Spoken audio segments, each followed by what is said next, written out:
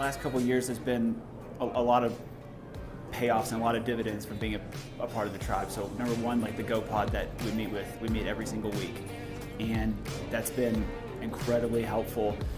Hopefully I'm providing some value for them as well, but having a GoPod, a small group of people around you has been wonderful. And then even over this last year, I know a lot of people had tough times with COVID, and there's been a lot of changes, and GoBundance just quadrupled down on the amount of content they put out, the amount of videos they had, the amount of experts they had come on and kind of talk to us about what's happening and outlooks and all these types of things. So those are just a couple of the things that I've gotten out of the last.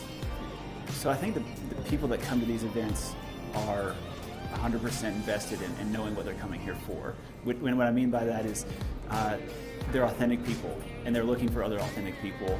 They're looking for other people that want to grow just like they do. They could be having a hard time finding that maybe in their local community, and they come here looking for that. And so everyone comes here looking for the same exact thing. I feel like that's why they find it each and every time.